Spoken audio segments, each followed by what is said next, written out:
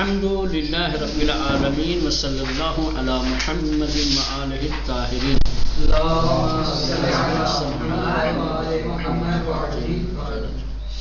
چلے حضرت نوح علیہ السلام کی داستان اور ان کی حیات طیبہ اور زندگانی کے اہم واقعات پڑھ رہے تھے، کس طریقے سے انہوں نے قوم کی تبلیغ کی اور قوم والوں نے کس طرح سے مخالفت کی، اور پھر آخر کار حضرت نوح علیہ السلام نے قوم کے لیے بد دعا کی اور خدا کی بارگاہ میں ان کے لیے عذاب کی درخواست کی، نفرین کیا۔ اللہ نے کشتی بنانے کا حکم دیا، کس طریقے سے کشتی چلی، اس کے تمام مسائل۔ آج جو ہے تادیب الہی، حمد خدا در شدت و رخا، یہ ایک اہم مسئلہ ہے کہ اللہ نے حضرت نوح علیہ السلام کو ایک ادب سکھایا، تربیت کی۔ ادب سکھانے کا مطلب یہ ہوتا ہے، ہماری عام زبان میں کہتے ہیں ادب سکھانا، یہ ادب نہیں، تربیت کرنا۔ ادب سکھانا یعنی تربیت۔ کس چیز کی تربیت؟ کہ زندگی کے تمام حالات میں، خاص طور پر آسائش میں،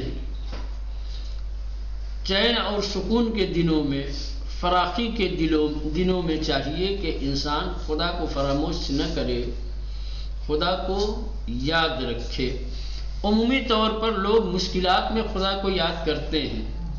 جب انسان مشکلات میں گھر جاتا ہے، مصیبتیں جب انسان کی طرف آتی ہیں، رک کر لیتی ہیں، انسان وقتی طور پہ جب پریشان ہو جاتا ہے اور اس پریشانی سے نجات کا کوئی راستہ اسے نظر نہیں آتا، تو خالصانہ طور پر خدا کو پکارتا ہے، خدا کو آواز دیتا ہے اور رفع مشکلات کے لیے خدا سے دعا کرتا ہے۔ اور جب خدا اس کی دعا سن لیتا ہے، اس کی مشکل کو دور کر دیتا ہے، جب آسائش کے دن آتے ہیں انسان کی زندگی میں، تو پھر خدا کو بھول جاتا ہے۔ یہ ایک طریقے کی ناسپاسی، ناشکری ہے کہ انسان مشکلات میں خدا کو یاد رکھے اور آسائش کے دنوں میں خدا کو بھول جائے۔ تو اس بات کی طرف خصوصی توجہ دلائی حضرت نوح علیہ السلام کو کہ طوفان آیا، طوفان میں ہم نے حفاظت کی تمہاری، تم نے آواز دی، ہمیں پکارا، ہم نے جو ہے اجابت کیا تمہاری دعاؤں کو، تمہارے اوپر خاص توجہ ہماری اور خاص نظر بنی رہی۔ اب جب نجات مل جائے، آسائش کے دن جب آ جائیں، تو حمد خدا فراموش نہیں کرنا، بھولنا نہیں خدا کو۔ کیونکہ قرآن مجید میں ایک دوسری آیت میں ایسی ہے کہ جب انسان طوفان حوادث میں، خاص طور سے جب کشتی پہ سوار ہوتا ہے اور کشتی جب طوفان تلاطم میں گھر جاتی ہے اور جب اسے نجات کا کوئی راستہ نظر نہیں آتا، تو خالصانہ طور پر خدا پکارتا ہے، ایک دم ہر طرف سے نا امید ہو کر کے، صرف خدا سے امید لگا کر کے خالصانہ طور سے خدا کو آواز دیتا ہے، خدا سے نجات کی دعا کرتا ہے۔ اور جیسے ہی کشتی ساحل پہ آ کے لگتی ہے، نجات مل جاتی ہے، انسان پھر بھول جاتا ہے۔ ٹھیک؟ تو ہر حال میں، تمام حالات میں انسان کو خدا کو یاد رکھنا چاہیے اور اس کی حمد و ثنا کرتے رہنا چاہیے، خصوصاً آسائش کے دنوں میں، کہ جس میں انسان غافل ہو جاتا ہے، وقتی طور پر خدا کو بھول جاتا ہے۔ جس طرح سے انسان مشکلات میں، مصیبت کے دنوں میں خدا کو یاد رکھتا ہے، ویسے ہی آسائش کے دنوں میں بھی خدا کو یاد رکھنے کی ضرورت ہے۔ تادیب الہی، خدا کی تربیت، خدا کا ادب سکھانا، حمد خدا، خدا کی حمد و ثنا در شدت و رخا۔ شدت یعنی مشکلات، رخا یعنی آسائش، سکون، آرام۔ ٹھیک؟ اس میں پڑھا ہوگا آپ لوگوں نے لما میں، شدت و رخوہ، رخا نرمی کو کہتے ہیں، لیکن یہاں مراد کیا ہے؟ آسائش اور سکون کے لیے۔ شدت یعنی مشکلات اور آسائش میں، خدا کی حمد کرنا یہ ایک تربیت الہی. خداوند دستور فرمود، خداوند متعال نے حکم دیا کس کو؟ یہ عام ہے لیکن خصوصیت کے ساتھ، چونکہ حضرت نوح علیہ السلام کی داستان پڑھ رہے ہیں. ٹھیک، حضرت نوح علیہ السلام کو ہنگامے کی برکشتی قرار گرفتی. اے نوح، جب تو کشتی میں سوار ہو جانا، و آرامشی شمارہ فرا گرفت، اور جب ہر جانب سے سکون اور آسائش تمہیں اپنی آغوش میں لے لے، تو سپاس سے خدا را فراموش نہ کنید. تو خدا کے شکر کو، خدا کی حمد کو فراموش نہ کرنا. چرا کہ شمارا الظالمان نجات بخشید، کیونکہ خدا نے ہی تمہیں ظالموں سے نجات دی ہے. ٹھیک، یعنی کشتی جب طوفان تھم جائے، کشتی جب ساحل سے لگ جائے، جب ظالموں سے تمہیں نجات مل جائے، تو خدا کی حمد و ثنا فراموش نہ کرنا. کیونکہ یہ جتنی بھی مشکلیں تھیں جو تم سے دور ہوئی ہیں، چاہے وہ طوفان کی، چاہے قوم کے ظلم و ستم سے، یہ سب خدا نے تمہیں دی ہیں. لہذا نجات پانے کے بعد خدا کی حمد کو فراموش نہ کرنا. فَإِذَا اسْتَوَيْتَ أَنْتَ وَمَن مَّعَكَ عَلَى الْفُلْكِ، جب تم اور تمہارے ساتھی کشتی میں سوار ہو جائیں، اور اس کے بعد جب کشتی ٹھہر جائے، آرامش اور سکون کی حالت میں جب آ جاؤ، فَقُلِ الْحَمْدُ لِلَّهِ الَّذِي نَجَّانَا مِنَ الْقَوْمِ الظَّالِمِينَ، تو کہو کہ حمد و ستائش ہے اس پروردگار کی جس نے ہمیں قوم ظالمین سے، ظالمین جماعت سے، ظلم و ستم کرنے والی جماعت سے اور قوم سے نجات عطا کی. کیوں؟ آخر اللہ نے، سوال یہ ہے کہ اللہ نے کیوں حضرت نوح علیہ السلام کو نجات کے بعد حمد و ستائش کا حکم دیا ہے؟ اس کی وجہ یہ ہے کہ قرآن میں ایک دوسرے مقام پر آیا ہے کہ انسان مشکلات میں، مصیبتوں میں تو خالصانہ طور پر خدا کو پکارتا ہے، آواز دیتا ہے، اور جب لطف الہی شامل حال ہو جاتا ہے، جب انہیں مشکلوں سے رہائی اور نجات مل جاتی ہے، تو خدا کو بھول جاتے ہیں. تو یاد رہے کہ مشکلات میں تم نے یاد کیا تھا، تو آسائش میں بھی یاد رکھنا. ان تذکر، اللہ نے جو یہ یادآوری کی ہے، یہ جو تذکر دیا حضرت نوح علیہ السلام کو، بے سبب آنس کی انسانہا، اس کی وجہ یہ ہے کہ انسان بے فرمائش قرآن مجید کے بیان کے مطابق در سختی ہا، مشکلات میں، پریشانیوں میں، خالصان خدائے خویش را می خوانند، اخلاص کے ساتھ، خلوص کے ساتھ اپنے رب کو، اپنے خدا کو آواز دیتے ہیں، پکارتے ہیں. وَہَمِن کی لطف خدا شامل حال ایشان گردید، اور جیسے ہی لطف خدا شامل حال ہوتا ہے، خدا کی عنایت ہوتی ہے، خدا انہیں مشکلات سے نجات دیتا ہے.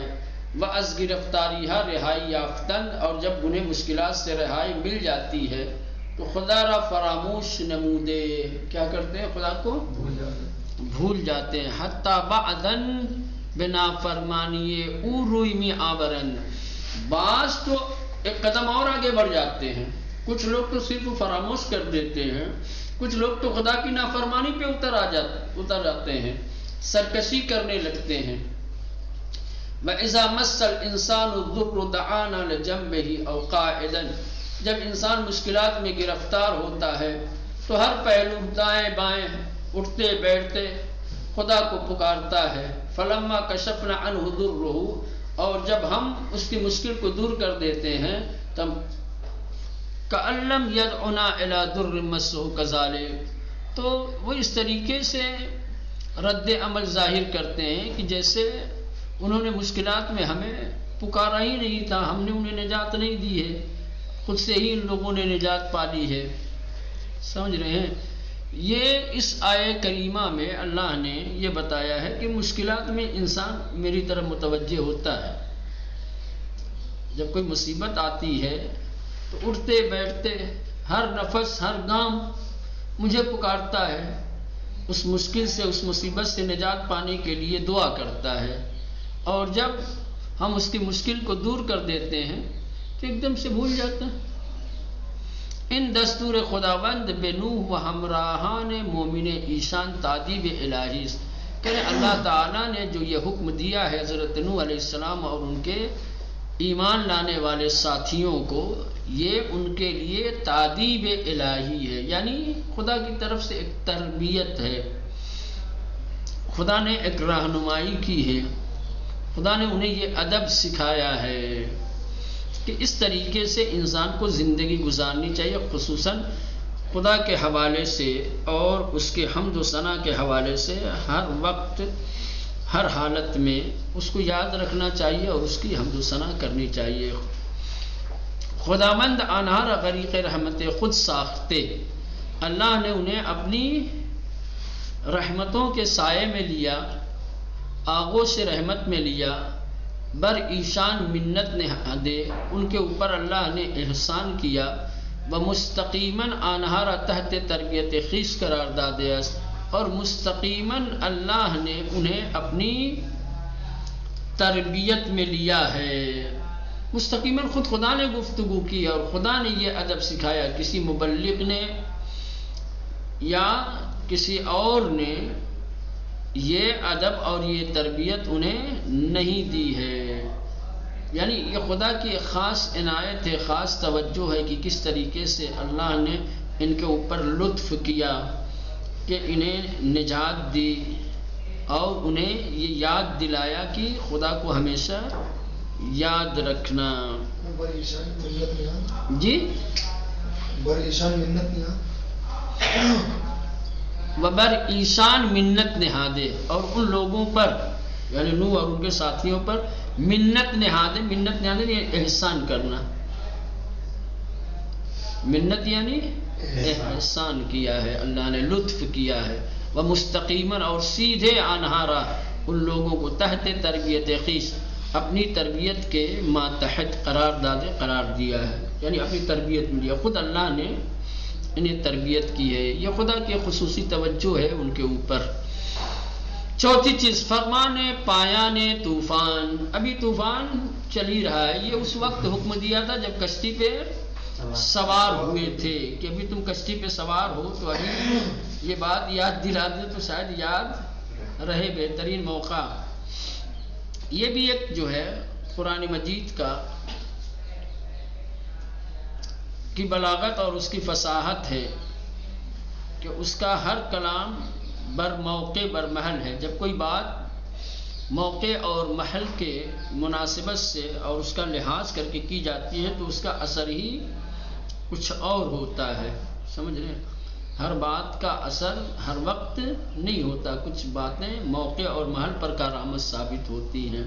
یہ بہترین موقع تھا یاد دہانی کا اور تربیت اور تعدیب کا، جس وقت کشتی میں تھے، چونکہ وہ مشکلات میں اس وقت گھرے ہوئے تھے، ان کی توجہ صرف اور صرف خدا کی طرف تھی، تو خدا نے بھی یہ بات یاد دلا دی کہ ابھی جس طریقے سے تم لوگ میری طرف متوجہ ہو، میری حمد و ثنا کر رہے ہو اور مجھ سے نجات کے طالب ہو، نجات پا جانے کے بعد بھول مت جانا، یاد رکھنا ہمیشہ۔ چلیں اس کے بعد طوفان کے ختم ہونے اور ٹھہر جانے کا حکم، فرمان پایان طوفان، پایان کہا جاتا ہے تمام ہونا، ختم ہونا، ٹھیک ہے، طوفان کے ختم ہونے کا حکم۔ پایان طوفان بائن فرمان الہی ہم زمان بود، طوفان کب ٹھہرا، طوفان کب ختم ہوا؟ جب اللہ تعالیٰ نے یہ حکم دیا ہے، خدا کے اس حکم سے طوفان نوح ختم ہوا، وہ ٹھہر گیا۔ وقیل یا ارض ابلعی ماءک ویا سماء اقلعی وغیض الماء وقضی الامر، آسمان کو حکم دیا کہ آسمان سے جو بارش نازل ہو رہی ہے وہ ٹھہر جائے، رک جائے، زمین سے جو پانی ابل رہا تھا زمین کو حکم دیا گیا کہ وہ بھی اپنے پانی کو اپنی آغوش میں لے لے، اپنے اندر لے لے، جہاں جہاں سے پانی تھا حکم دیا گیا، سب نے دستور پروردگار اور حکم پروردگار کی فرما برداری کی اور اس طریقے سے پانی ٹھہر گیا اور طوفان کا خاتمہ ہوا۔ نقطے جہانیان مطیع پروردگارند۔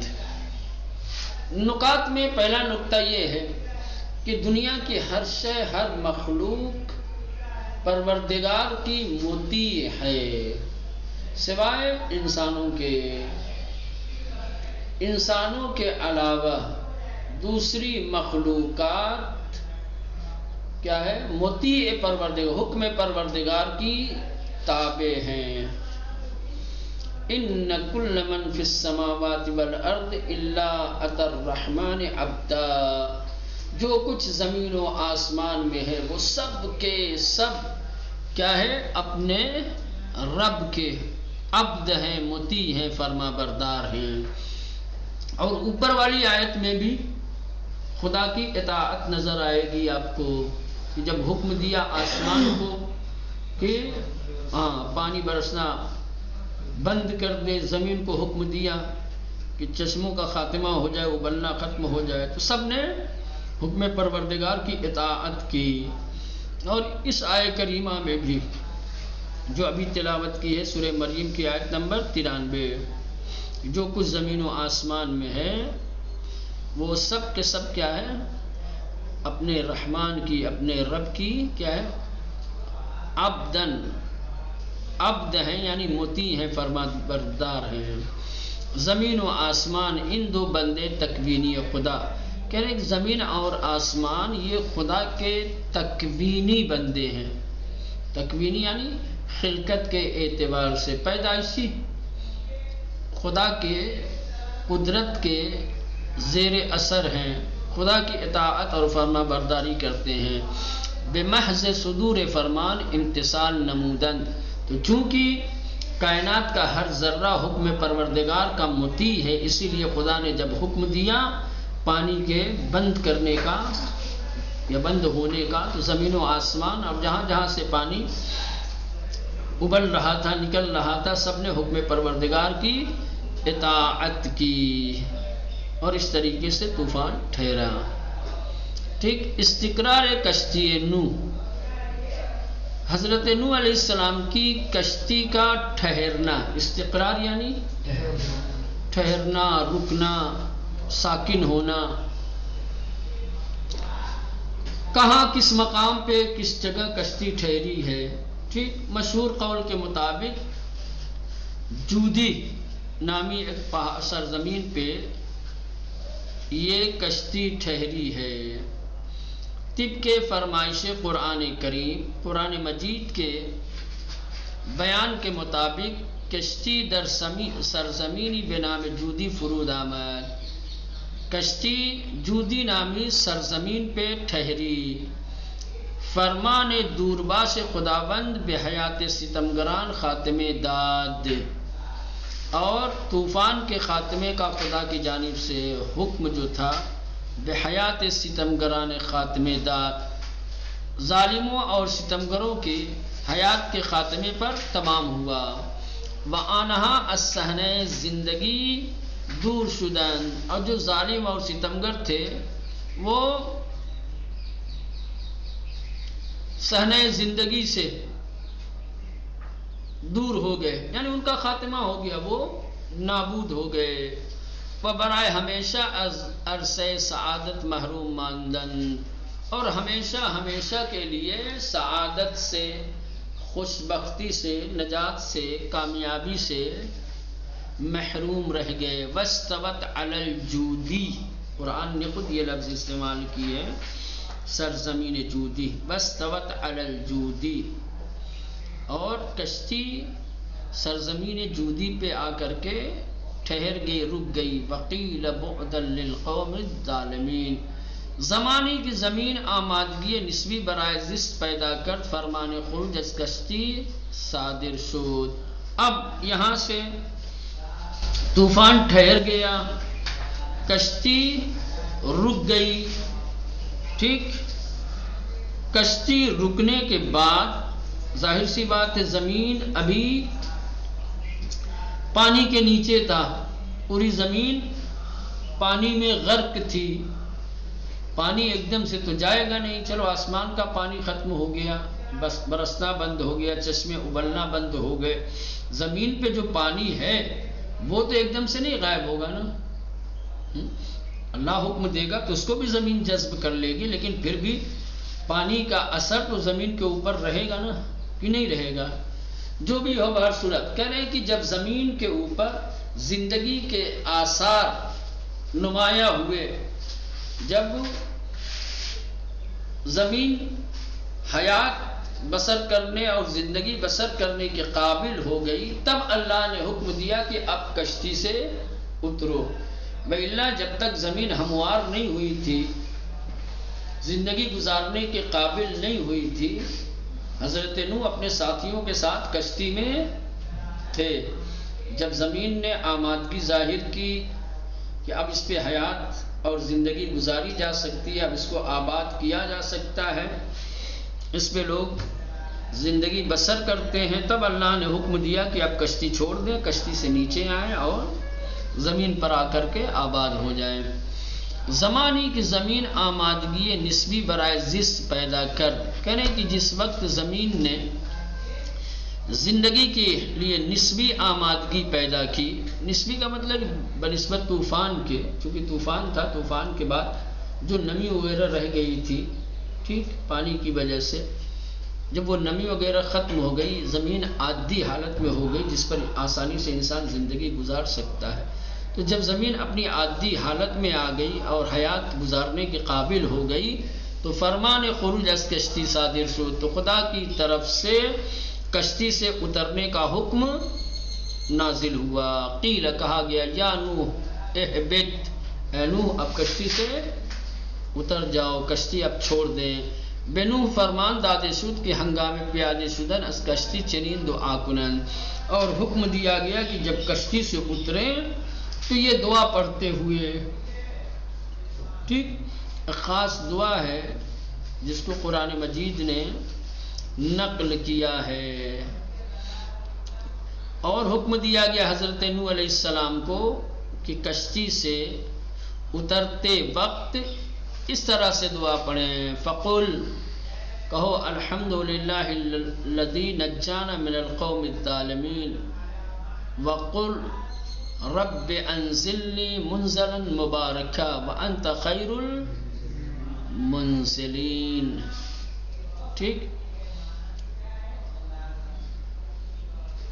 سورہ مبارکہ مومنون کی 28 اور 29ویں آیت ہے۔ کہو کہ تمام تعریفیں اس خدا کے لیے ہیں کہ جس نے ہمیں ظالمین کی جماعت سے نجات دی، اور کہو کہ پروردگار مجھے پربرکت جگہ پر اور مجھے پربرکت جگہ پر اور مبارک جگہ پر مجھے اتارے، اور تو بہترین پناہ دینے والا اور مہمان نوازی کرنے والا ہے۔